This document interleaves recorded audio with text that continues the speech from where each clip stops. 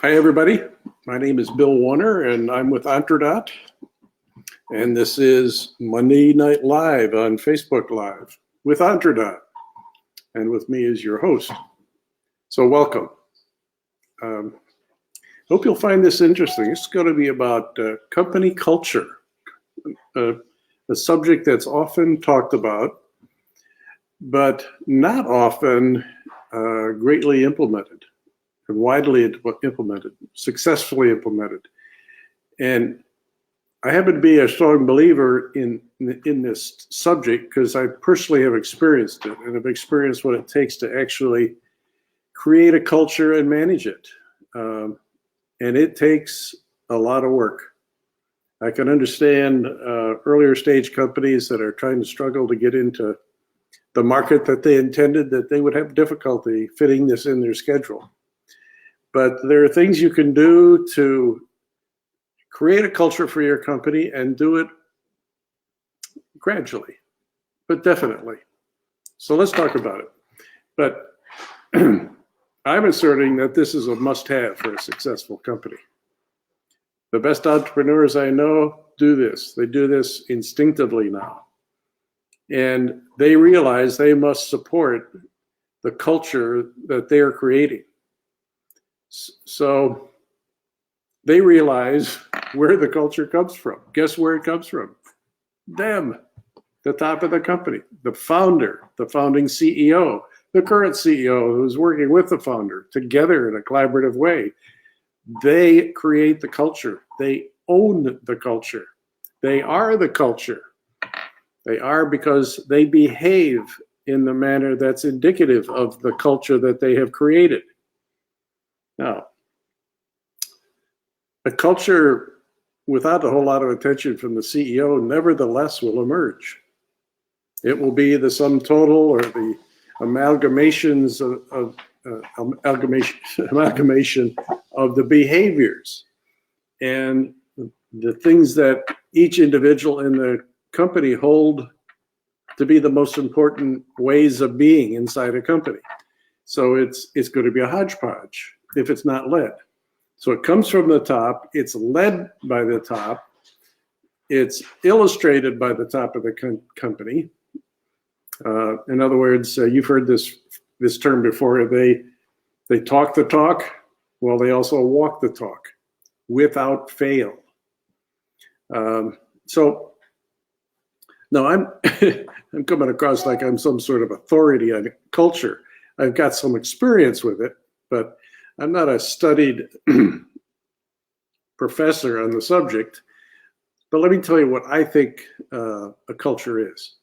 It's really all about the way we are in a company. It's something you feel. It's something that brings you together as a group of people. The way we are. Let's reduce it to, like, say, a family. You could say a family is very religious. They have very religious beliefs. They could even cite several of them. They have high standards for their children in their schoolwork. And they spend a lot of time helping them in their schoolwork because they think education is important. It's one of their values that they're trying to instill in their children. So you've seen families like that. And the mom and dad created that culture. They don't call it a culture. It's the way it's going to be around here from mom and dad. Well, in a company, it's kind of that way too. The way we are is pretty much determined or should be determined by the people running the company.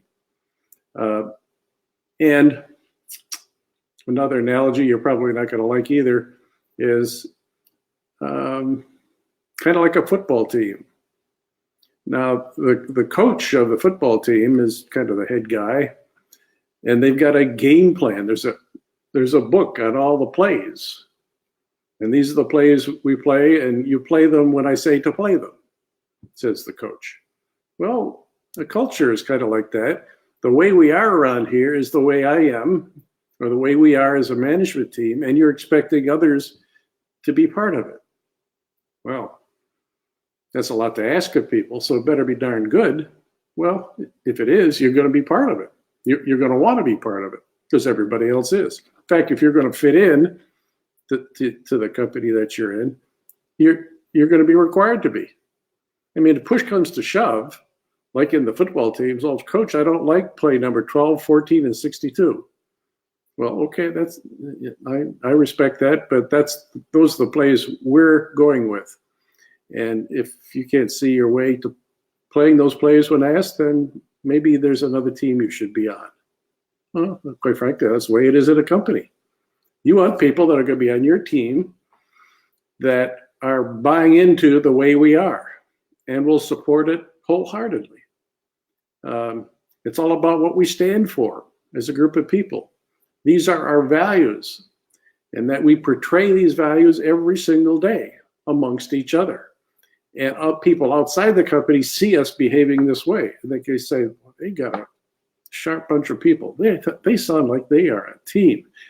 They're communicating well with one another. They stand for each other. Don't ever argue with Susie there. 3 other people are going to come to her defense. So you better be ready. So it's a commitment within the company to each other, to the values that the company holds most important, which came from the boss, the coach. That's his or her playbook. So let me illustrate what I mean. And what I'm about to share with you are elements of a culture that I helped create. I was the CEO. I had a management team of about 10 people. And we did these things because we were new to each other. We just created a business, and we're coming together. By the way, this was inside a larger company, so I was the boss of this whole business unit.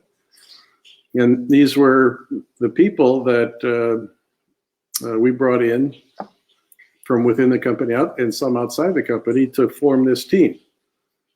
So these are some of the things we worked on together. So one of the values that we felt were important, we spent a lot of time discussing this. This wasn't just thought up by me. This was a lot of give and take and learning each other, but we committed ourselves to unqualified trust. Unqualified trust in each other. We thought that this was the core of who we were. We trust each other. And we live that every day, and did, by the way. And we started any discussion or any conflict understanding that this person that may have made a mistake or may have done something great is a person I trust and have trusted and will continue to do so. Unless something really, really awful happens that would be a major breach of trust. But we spent a lot of time talking about what trusting each other meant. We had a consultant help us a little bit every month or two, and we went through various exercises of role playing, lots of different situations and how we would handle them. But it all came down to, after all, we have unqualified trust in each other. These things I'm about to take you through, by the way, we also wrote down. We wrote a document about this long. In fact, I have it. It's this thing here. See, it's got their signatures at the bottom. And I've kept that. So we started with unqualified trust. Now, in order to be effective as a team, we committed to each other open communications, open and non-threatening communications. In other words, we don't yell at each other. It's not necessary. We're not threatening anybody with anything.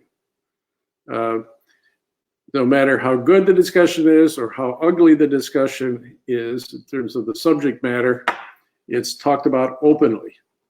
And since we trust each other, we will say what needs to be said. So that was the second element, open, non-threatening communications. We also agreed to conduct ourselves with candor, honesty, which goes back to trust, and integrity, which also kind of goes back to trust. Conduct ourselves with candor. That means we spoke frankly and concisely about anything we were talking about, whether it was a status of a project, an objection we had, a disagreement we have. We avoided or try and call people out on it if people rambled on, storytelling, and just kind of pooping in the soup. And I call it running around the barn before you go in and actually say something meaningful. There was candor, and if you spoke honestly and with integrity, you're going to get a likewise response from others. That's the way we felt about it, and we, for the most part, made that work. But another key element of this, as we soon realized, that some of us were not really great listeners. Let me tell you what I mean. And we had to commit to, we called it generous listening, generous listening, or committed listening. So this what this means is when somebody else is talking, you shut the heck up and listen. And it's just not silence in your head. In your head, there's not a whole lot of things going on with respect to how am I going to respond? How am I going to handle this objection? I don't agree with them. I think I'm going to say this. And while you're doing all that thinking, you haven't heard a darn thing the other person says. So generous listening means you shut up verbally, and you also shut up here in your brain and listen, absorb, and understand what the other person is talking about. It's their point of view. It would be a darn good idea if you understood what it is. If you do, you'll probably respond a little bit more intelligently and a little more thoughtfully. So we practice that, and we call people out on not listening. In fact, you're going to find this incredibly amateurish maybe, but it worked. We had what the consultant said was the Indian talking stick. You may have heard of this kind of thing. And it was a stick about this long. I think I still have it in the other room. It was in a red cloth bag, and we took out the stick and we passed the stick around. And the rule of the stick was, the Indian stick was, he or she who holds the stick is speaking and no one else is. No one. So that helped shut everybody up, because the most objectionable thing I find, and a lot of other people do, is when someone interrupts you in the middle of a sentence before you finished your thought and wants to say something. It irks me. In fact, it still does today. And given I'm, crotchetier than I was 20 years ago, I call people out on it. I say, look, I hadn't finished my thought. Could you wait a minute, please? And I hope you're listening. I say that kind of thing to people. Now, they look at me like a crotchety old man and discount it from there. But this is what we did with each other in my younger days. So, coincident with that is committed speaking. Generous listening, or committed listening, and committed speaking. That means when you speak, you're responding with relevant information to what you just heard from the other. You don't go on and make other points that aren't relevant. You make points that are relevant, that add value to what the other person said. So that in the course of a back and forth of listen, speak, around the room, if it's more than two people, the content of information gets richer and richer and richer as the communication unfolds. And you probably would not be surprised, or you may be, that resolution to issues go a whole lot faster if people are really listening and engaging in speaking relevant information. So we committed ourselves to committed listening and committed speaking. Then when a conversation got to a point where, okay, some sort of decision has to be made, or some commitment by some individual has to be made, we would make thoughtful commitments. Thoughtful meaning collaborative, taking into account what we've heard and what's relevant, and it's logical, and it flows logically from what we've been talking about. So a thoughtful commitment is okay, here's what I am going to do. These are the elements of the things that I'm going to produce. It could be information, it could be a plan, it could be a new feature in a product, it could be a response to a sales call where you had an issue to handle. Numerous things. It took a little bit of a conversation. A commitment is made by an individual who's responsible, and they explain what the commitment is. And they proceed. If they need permission, then the form in which the permission comes, like from the boss, would be me asking them if they believe this is the right direction to go in, can they get this done? And when will that be? In other words, I don't tell them to do it, which is a subject I talk about in another video this week. But ask, don't tell. Request, don't demand. So that's part of making a thoughtful commitment. Then, once the commitment is made or the decision is made, we support it. Okay, discussion is over. We've heard the pluses, we've heard the minuses. This has been a rich discussion. Now let's get on with it. We're all together at it. Okay, we're gonna do play 68 now. We're all together on it. Everybody knows what to do. We're on with it. You step up to the line, snap the ball, and play it. Well, in business, it's kind of like that. We've had the discussion. We know what we're going to do. Now do it. And do it in the manner that we all just agreed to. So, thoughtful commitments. We committed ourselves to that. And we supported the decisions we made when confronted by others that are onlookers or need to know, have questions about it, or need to know certain aspects of it, or going to be involved in it. The decision is supported. We communicate how it's going to be done. Sometimes additional value is added when others get involved, and we accept that readily. Okay. Then, when an objection arises, or when someone deviates from what we had agreed to, we still trust them. Remember that. We assume the best of them. And we still stand for each other until something really extraordinary would break that. Our first reaction is to stand for each other, assume the best. We trust one another. We stand for each other. When, in the course of business, issues arise, new things happen, we rely on each other to work out these issues directly with one another, or in threes, or whatever number of people it takes. Work it out.